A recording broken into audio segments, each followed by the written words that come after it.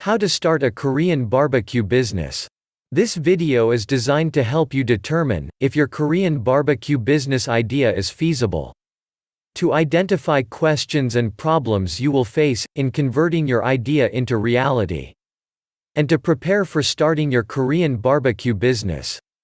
The video features all the essential aspects you must consider before you start your Korean barbecue business.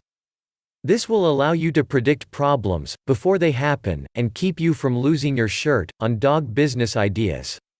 At the end of the video there are 3 valuable free gifts waiting for you. A token of appreciation for watching this video. Operating a successful Korean barbecue business will depend on the following 4 conventions. 1. A practical plan with a solid foundation. 2. Dedication and willingness to sacrifice to reach your goal. 3. Technical skills. 4. Basic knowledge of management, finance, record keeping and market analysis. As a new owner, you will need to master these skills and techniques if your business is to be successful. Identify your reasons. As a first and often overlooked step, ask yourself why you want to own your own business. Check the reasons that apply to you. 1. Freedom from the 9-to-5 daily work routine. 2. Being your own boss. 3. Doing what you want, when you want to do it. 4. Improving your standard of living. 5. Boredom with your present job. 6. Having a product or service for which you feel there is a demand. Some reasons are better than others, none are wrong. However, be aware that there are trade-offs. For example, you can escape the 9-to-5 daily routine, but you may replace it with a 6 a.m. to 8 p.m. routine. Preliminary analysis, major flaws. A yes response to questions such as the following would indicate that your business idea has little chance for success. 1. Are there any causes, such as restrictions, monopolies, shortages, that make any of the required factors of operation unavailable, such as unreasonable cost or scarce skills? 2. Are capital requirements for entry or continuing operations excessive? 3. Is adequate financing hard to obtain? 4. Are there factors that prevent effective marketing?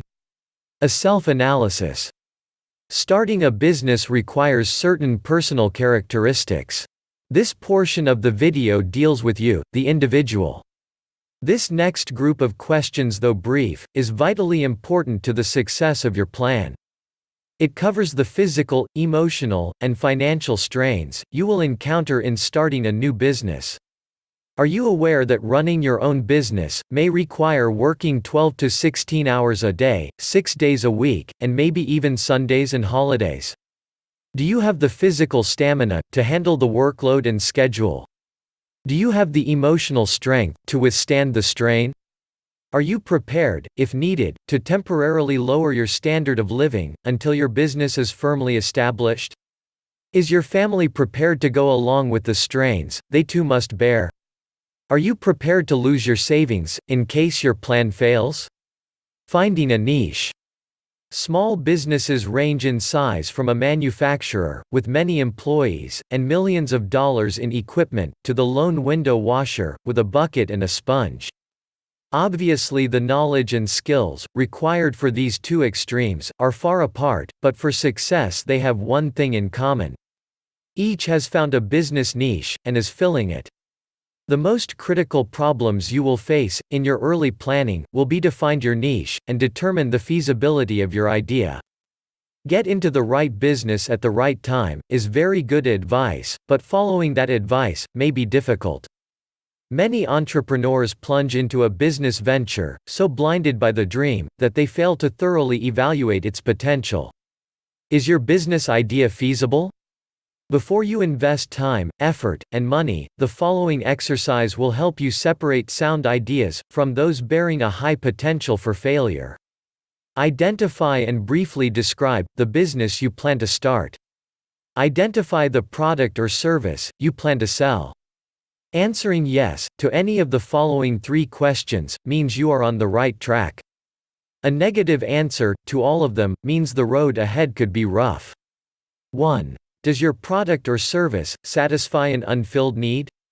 2. Will your product or service serve an existing market in which demand exceeds supply? 3. Will your product or service be competitive based on its quality, selection, price, or location? Market analysis. For a small business to be successful, the owner must know the market. To learn the market, you must analyze it, a process that takes time and effort. You don't have to be a trained statistician to analyze the marketplace, nor does the analysis have to be costly. Analyzing the market is a way to gather facts about potential customers and to determine the demand for your product or service. The more information you gather, the greater your chances of capturing a segment of the market. Know the market before investing your time and money in any business venture. The following questions will help you collect the information necessary to analyze your market and determine if your product or service will sell. This brief exercise will give you a good idea of the kind of market planning you need to do. An answer of no to any of the questions indicates a weakness in your plan, so do your research until you can answer each question with a yes. 1. Do you know who your customers will be? 2. Do you understand their needs and desires? 3. Do you know where they live? 4. Will you be offering the kind of products or services that they will buy? 5. Will your prices be competitive in quality and value? 6. Will your promotional program be effective? 7. Do you understand how your business compares with your competitors? 8. Will your business be conveniently located for the people you plan to serve? 9. Will there be adequate parking facilities for the people you plan to serve? Planning your startup. So far, this video has helped you identify questions and problems you will face, converting your idea into reality, and determining if your idea is feasible.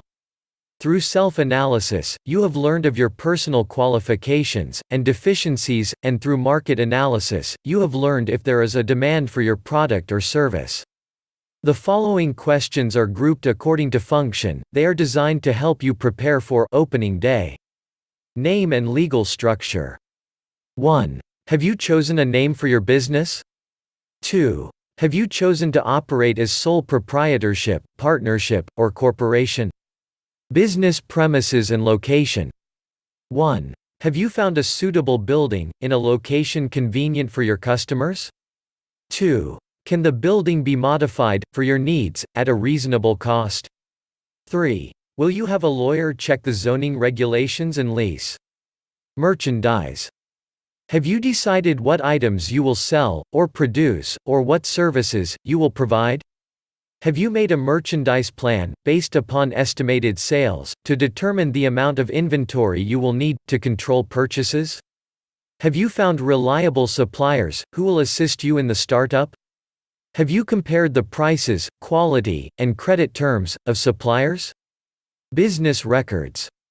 Are you prepared to maintain complete records of sales, income and expenses, accounts payable, and receivables? Have you determined how to handle payroll records, tax reports, and payments? Do you know what financial reports should be prepared, and how to prepare them? Finances. A large number of small businesses fail each year. There are a number of reasons for these failures, but one of the main reasons is insufficient funds. Too many entrepreneurs try to start and operate a business without sufficient capital, money. To avoid this dilemma, you can review your situation by analyzing the following 3 questions. 1. How much money do you have? 2. How much money will you need to start your business? 3. How much money will you need to stay in business? In order to answer the second question, how much money will you need to start your business, you need to prepare an estimate of all your startup costs. Here is a list of items you may need to take into account. Note that this list is for a retail business. Items will vary for service, construction, manufacturing or online firms. Decorating and remodeling, fixtures and equipment, installing fixtures and equipment, services and supplies, beginning inventory cost, legal, professional fees, licenses and permits, telephone utility deposits, insurance, signs, advertising for opening, unanticipated expenses. Now, the answer to the third question, how much money will you need to stay in business, must be divided into two parts, immediate costs, and future costs. From the moment the door to your new business opens, a certain amount of income may come in. However, this income should not be projected in your operating expenses. You will need enough money available to cover costs for at least the first 3 months of operation. The following list will help you project your operating expenses on a monthly basis. Typical expenses for 1 month may include your living costs, employee wages, rent, advertising, supplies, utilities, insurance, taxes, maintenance, delivery, transportation, miscellaneous. Now sum up the total estimated monthly expenses and multiply it by 3. This is the amount of cash you will need to cover operating expenses for 3 months. Deposit this amount in a savings account before opening your business. Use it only for those purposes listed in the above list, because this money will ensure that you will be able to continue in business during the crucial early stages. By adding the total startup costs to the total expenses for 3 months, you can learn what the estimated costs will be to start and operate your business for 3 months. By subtracting the totals of the lists from the cash available, you can determine the amount of additional financing you may need, if any. Now you will need to estimate your operating expenses for the first year after startup. The first step in determining your annual expenses is to estimate your sales volume, month by month.